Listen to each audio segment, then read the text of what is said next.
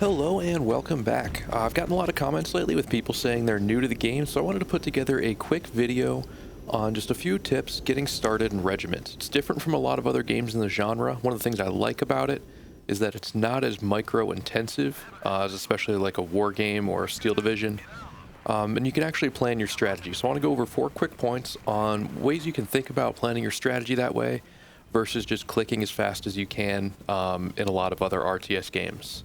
So let's jump in.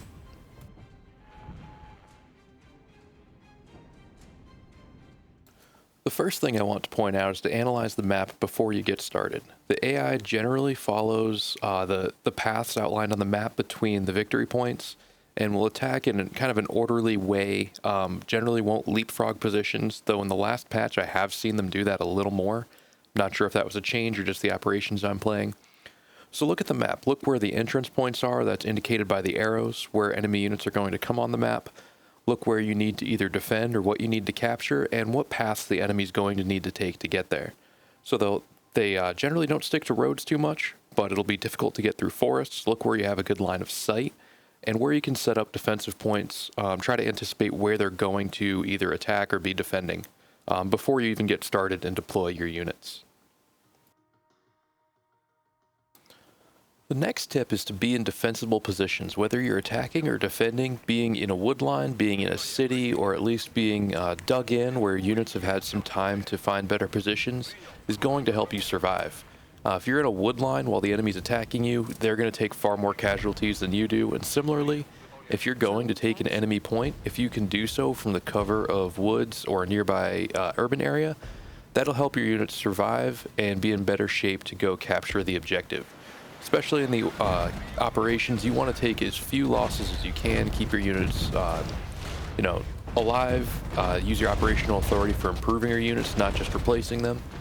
So when you keep them in cover, they get a huge bonus, up to 160%, maybe 170%, I can't remember, bonus to their defense. So try to limit attacking across the open, and if you are setting up a defense, find a good spot you can park your units. Leave them in cover so they can survive if your attention is elsewhere, and you can manage other parts of the battlefield. This next point relates really closely to the first one, and after you've kind of divided the battlefield up into lanes, I guess, where you can think of attacks coming from certain directions or what ways you want to attack, you want to focus on one at a time. Build up all the forces you can in that area, take that point, destroy the enemy forces there, and then move your attention to another area of the battlefield where it needs to be. In Russian doctrine, this is called an integrated attack, where you have just enough forces to hold the enemy in place and hold the line on one side, and on the other side you gather everything you have and try to punch through their defenses.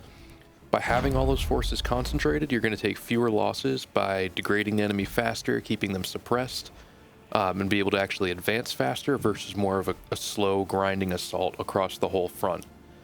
Defensively, it's a little tougher to do this, but the way I like to look at it on defense when I'm defending is I try to have my main units lined up in good defensible positions, and I'll have some lighter units, whether that is attack helicopters or light tanks especially, that I can kind of move between fronts and allow them especially to get some side shots in, and to help be the deciding factor and swing things in my favor as I'm being attacked. And the last one I want to bring up today is to rotate your units. Retreating is pretty unique to Regiments from how it's implemented in other games, and by rotating your units out when they are damaged or low on ammunition, you can pull them back, they've got a little cooldown period, and then you can bring them back into the fight. Especially with your infantry platoons, the infantry will get worn down, but if the vehicles are still alive, they'll be refreshed with new infantry when you call them back in. Similarly with especially your tanks, their durability will start to wind down as they take hits.